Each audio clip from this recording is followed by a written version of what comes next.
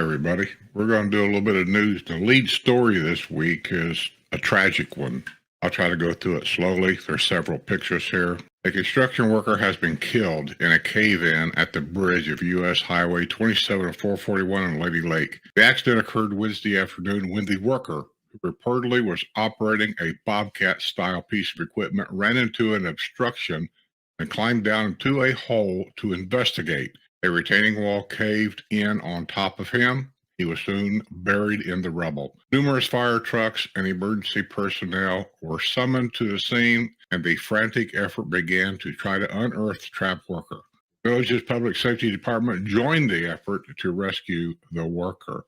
The Florida Urban Search and Rescue Team quickly positioned its members on the bridge in the rescue effort. However, at about 6 p.m., the rescue effort officially shifted to the grim task of recovering the body of the construction worker who was presumed dead. Medical examiner's office arrived on the scene at about 6:30 p.m. A large septic tank type truck was also at the site. Witness said it appeared the septic unit was being used to suck out dirt and water from the hole as part of the recovery effort. This is a terrible tragedy, said Lady Lake Mayor James Reitz. The mayor was still processing the tragic event Wednesday evening and was monitoring the situation along with Lady Lake Police Chief Roberto Tempesta. Traffic had come to a standstill on U.S. Highway 27 and 441, and cars were backed up as far beyond the site of the accident. The contractor for the project is Southland Construction Incorporated, but it is not known if the worker was a Southland employee or a subcontractor. His identity had been made public Wednesday evening. Southland representatives and Florida Highway of Transportation officials recently met a Water Oak.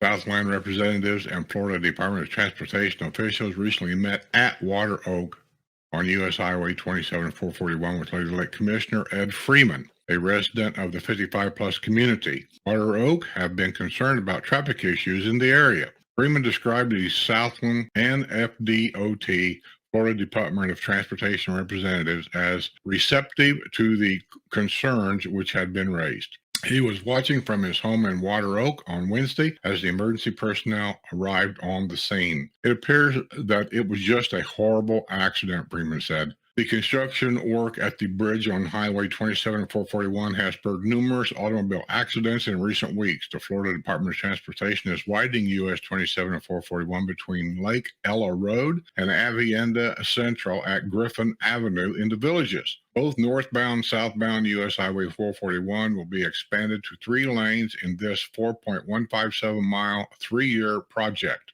The $45 million widening project is scheduled to continue through 2023. Terrible. It's awful. A man who served 3 years in a New Jersey prison fondling a young girl's breast was arrested Wednesday morning at a home in the village of Hadley. Brian Joseph Quinn, 50, was taken into custody at 2513 Dunkirk Trail. He is on high-risk sex offender probation, and last year he moved into the villages. His parole officer indicated Quinn had failed to properly register with law enforcement, something he is required to do each January and July, according to an arrest report from the Sumter County Sheriff's Office. He was being held without bond at the Sumter County Detention Center. The victim was under the age of 13 and was the daughter of Quinn's live-in girlfriend, was sentenced to 3 years in a New Jersey prison.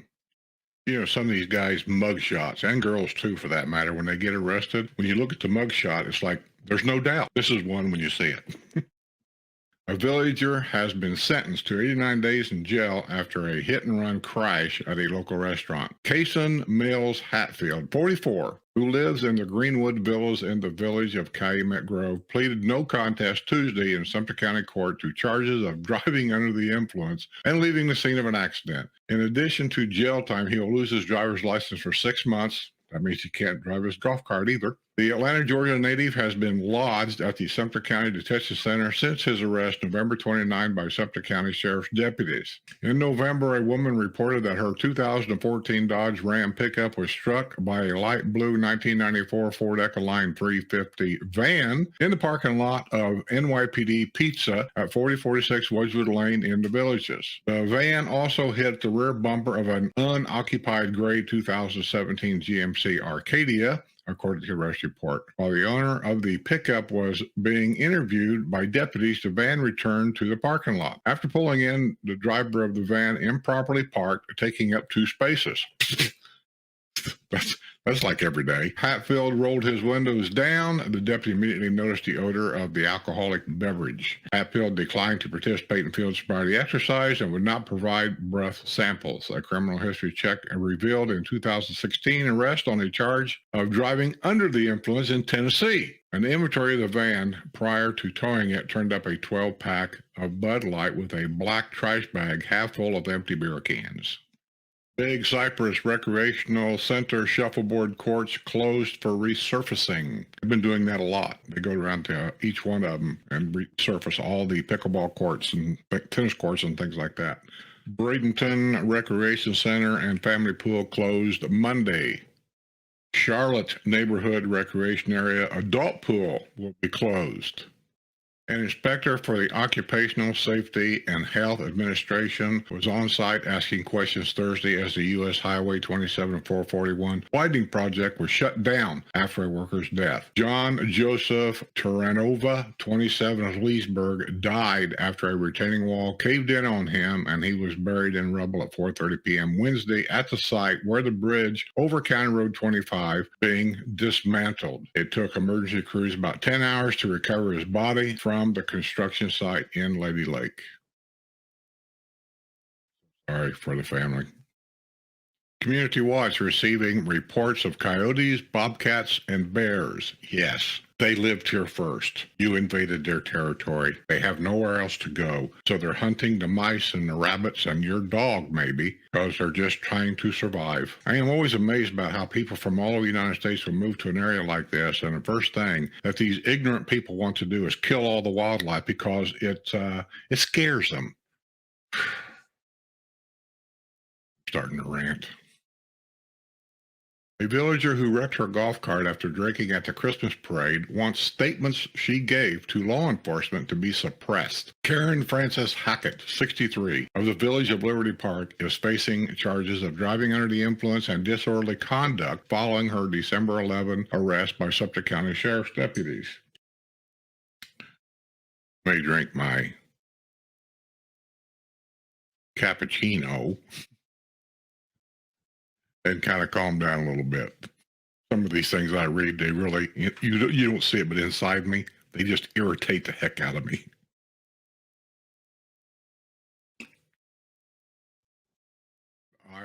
The former Rock Island, Illinois resident began drinking the morning of the Christmas parade at the village's polo fields, according to the arrest report. By 7:30 p.m., disturbed diners at 2J's Gourmet Deli and Sonny's Barbecue watched as Hackett's golf cart hit the curb at Lake Sumter Landing.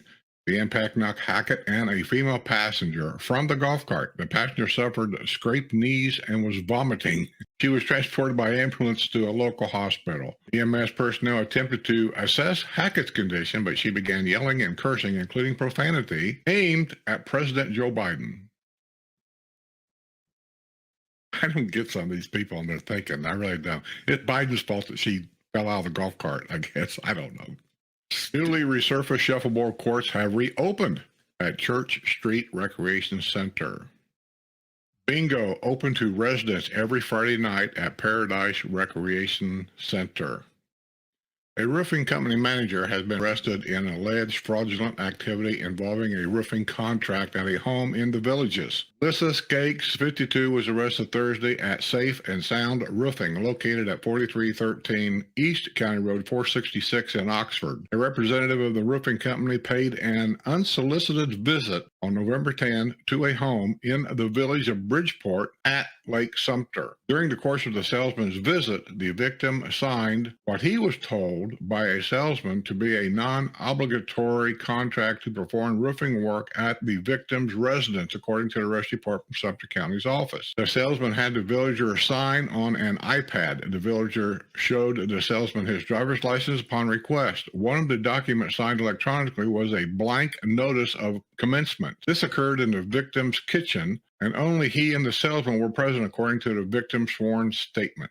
Gates, who is a notary and roofing company's office manager, was not present during the encounter. She reportedly notarized the document on December 3rd when the victim was not physically in her presence. Her notary commission is valid through June 26, the report noted, is charged with a felony count of fraud. Gates was taken into custody and booked at the Sumter County Detention Center. She was released after posting a $2,000 bond. A villager was arrested on a charge of disorderly intoxication after an incident at a dog park. Lady Lake police were called Tuesday afternoon to the Paradise Dog Park on the historic side of the Villages after 59-year-old Douglas Hurst, who lives at 933 Tarson Boulevard, was arguing with a woman in a golf cart. Officers responded a second time at about 1:30 p.m. after paying a visit there about an hour earlier. During the first visit, Hurst had been ordered to pour out a container which held an alcoholic beverage and dispose of it. Hurst and the woman were encouraged to return to their residence. However, police returned an hour later and found Hurst and the woman still in the parking lot of the dog park. Residents at the dog park complained that Hurst was getting loud and his behavior was causing them concern for their own safety and the safety of others. Pennsylvania native was taken into custody and booked at the Lake County Jail. He pleaded no contest to the case upon his first appearance in Lady Lake Court. He was released after time served for spending 2 days in jail. There are just some people that they just can't handle alcohol of any kind or any amount. Just changes their whole personality. Here's a letter to the editor about a concern they have up at the historic side of the Villages. Shouldn't the historic side of the Villages have a real dog park? They do have one. I don't know what she means by real. 7 new parks in the new housing communities, and none are dirt or sand. Not good for dogs here in Paradise. It's time Villages directors, planners plant a grassy park here too. It's past to the point of telling us grass cannot grow under trees. Well, whether you believe that or not, I know exactly where you're at. Grass will not grow under those trees. The roots are everywhere. They're on top of the ground. You see them. Please give us a real dog park on our historic side. We are the original Villages, and we are being sold out and left behind. I got a little story about that, just a short one. What plans do you have for a new dog park for us? Commissioners, please tell us what we have to do to be included in developing and maintaining the historic side. That's sent in by Carl Margolis, the village of Orange Blossom Gardens. I'm just going to say that I do sympathize with the people up there because it does seem like that once the developer has turned that community over to their district, which is what they do, he's out of it. He doesn't plan anymore for you. He's gone. He's done. You need to go to your district representatives. That's who takes care of you, not the developer anymore.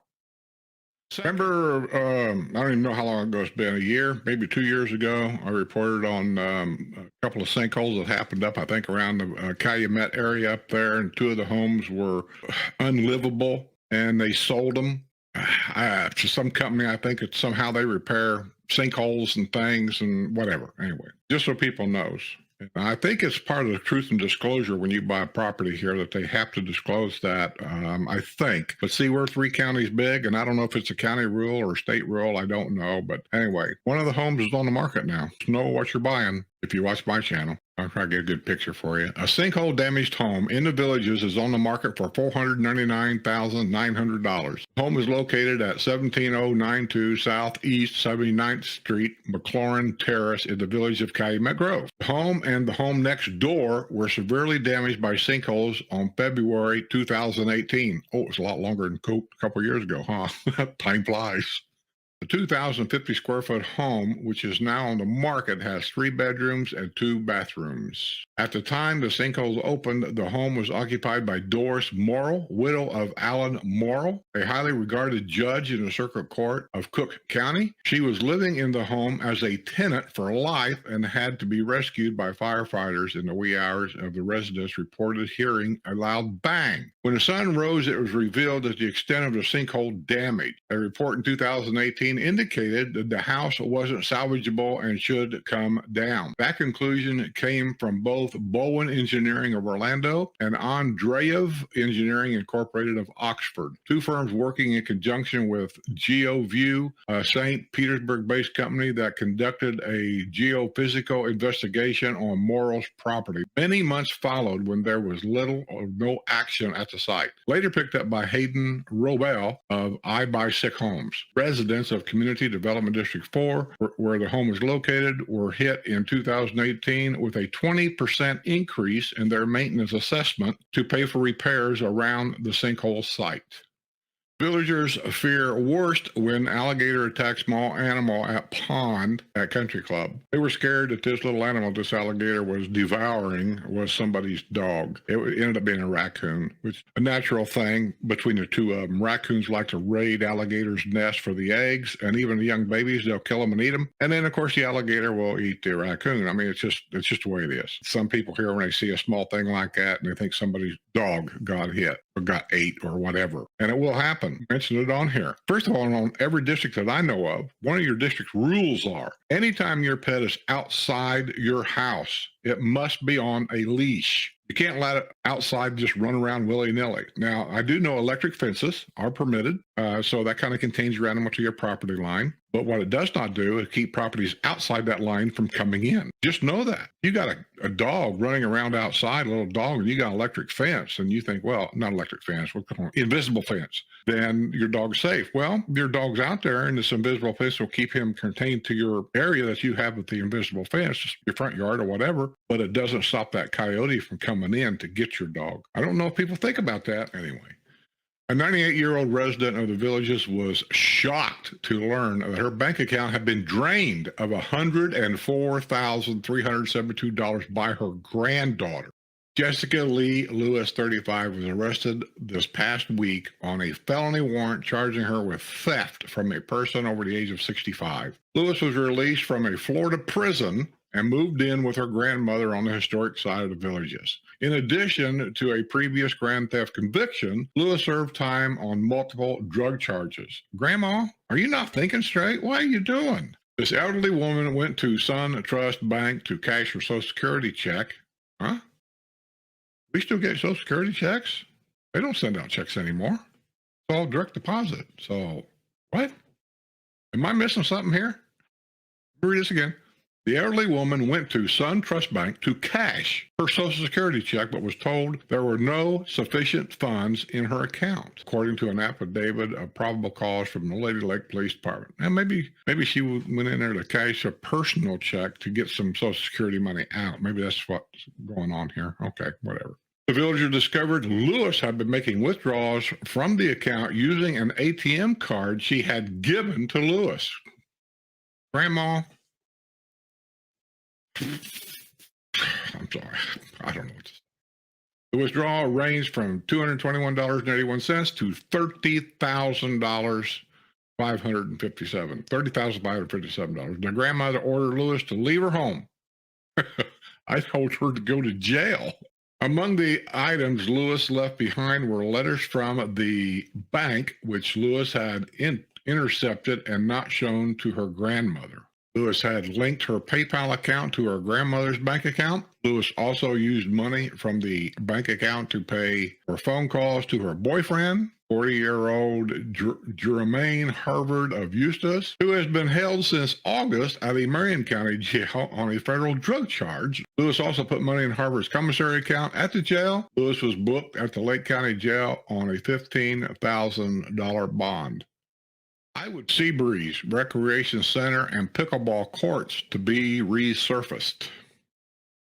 A sentencing date has been set for a villager found sleeping in a truck at a gate near a section of the Morris family compound on County Road 466. Thomas Kent Brown, 51, of the village of Collier, pleaded no contest last week in Sumter County Court to a charge of driving under the influence. Sentencing has been set for March 31st.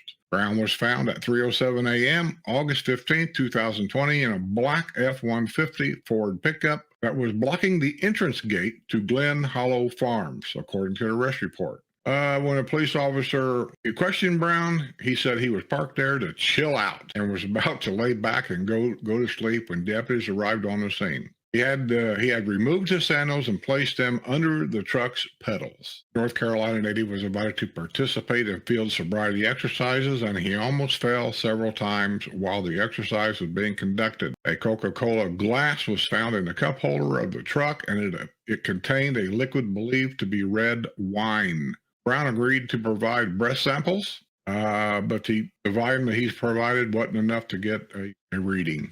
They do that on purpose, you know that, right? I can't blow. I just can't blow. I can't do field sobriety exercises because I have this bad knee. Like the cops ain't heard that a million times. Letters to the editor. I was down at Spanish Spring Square and couldn't help to notice that the Spanish Spring Stagecoach was gone from in front of Americano's restaurant. Was there a memo on the removal of the Stagecoach? A memo? That's funny. That was sent in by William Condis, the village of Santo Domingo. I don't know anything about it. I haven't been up Spanish Springs in a long time, but my best guess, I'm just guessing here, one or two things. When they started building down at Finney years ago, they all down what's now called Warm Springs Avenue. There were stagecoaches spread out all down through there, all the way over here to the Brownwood Bridge on the golf cart trail down there along that little pond right there. There was a stagecoach down there. And they kind of spread them out, I think, trying to help guide people down to the new area so they could kind of see where things are at. And they would put them all down through there, maybe even to show future building that's going on. And that stagecoach disappeared years ago, using it for that. Or it may have been sent out for refurbishing. You know, I mean, it's been sitting there for years. Maybe it needed some refurbishing. That's just my guess. A new restaurant is nearing an opening date at Mulberry Grove in the Villages. Back Porch will be taking over the former Cody's Original Roadhouse location near the shopping plaza in the Marion County section of the Villages. Yeah, Cody's just got that place opened up. That's when COVID hit. And of course, you had that big shutdown thing, and people were refusing to go to work. And anyway, Cody's closed it. It wasn't even hardly open very long, and then they closed it. It's really a shame. The restaurant has begun interviewing for staff. Those who are interested can begin the application process at www.backporchmulberry.com/careers. An opening date has yet to be announced. Permit approved for a 7-Eleven gas station and convenience store at Magnolia Plaza. Great. First, it was Wawa invading everything. Now it's 7-Eleven. I am not a 7-Eleven fan from many years ago. I haven't been to a 7-Eleven but once in my entire life. The Honeymooners from New York to the Villages, an original play produced by Smash Productions, will be performed in March at the Savannah Center. A portion of the proceeds will benefit the Villages Shrine Club and your Humane Society, SPCA. Shows will be at 7 p.m. March 15th through 17th, with a matinee at 3 p.m. March 16th. The Honeymooners from New York to the Villages is an original play written by villagers Tina Shapiro and Carl Azarone Onushak, Onuschak. The lead characters are Gary Schubach as Ralph Cramden, Bill Crone as Ed Norton, Janet Maloney as Alice, and Tina Shapiro as Trixie. Billy Thatcher plays the mother. Yeah, I remember Honeymooners. A villager believes his golf cart video will exonerate him in a political stalking case. Ed McGinty, 73, of the village of Hadley, had been scheduled to face a jury this week in Sumter County Court. The case has been continued until March. McGinty, a vehement anti-Trumper, is well known in the Villages for large signs posted around his golf cart and high visibility areas of the friendliest hometown. McGinty was arrested for stalking charges September 24th. He had been banned from the Hadley pool the previous day after verbally assaulting the woman he had been wearing Joe Biden's socks t-shirt. Damn, these political people around here need to find a life. A villager who drank at the Finney Grill has been fined in the wake of an accident in which his girlfriend was thrown from a golf cart he was driving. Ronald Joseph Zarley, 69, who lives at 1017 Boone Court on the historic side of the Villages, pleaded no contest to a charge of reckless driving last week in the Sumter County Court. He has been ordered to pay $483.40 in fines and court costs. The warrant was issued for his arrest after his girlfriend was airlifted October 17th to Ocala Regional Medical Center. That's because we don't have a trauma center here. Ocala is the closest trauma center. When she was thrown from the golf cart, Zarley was driving at Finney Way and Penny Lane near the Blue Heron Recreation Center in the village of Finney. She had suffered a head injury. Zarley admitted he had made an abrupt turn and the woman was thrown from the golf cart, hit her head on the asphalt. To come from a historical area down to the Finney Bar and Grill by golf cart is quite a ride. District Property Management has scheduled asphalt rejuvenation at numerous villa communities in the villages. Here's the schedule. I reported this guy last week for theft of a golf cart, and they found him in Leesburg, the golf cart. And I keep telling people, quit doing business with people running around in a pickup truck and a trailer. You might be okay, but why take the chance? A flooring installer suspect in the theft of a villager's golf cart is facing an additional charge.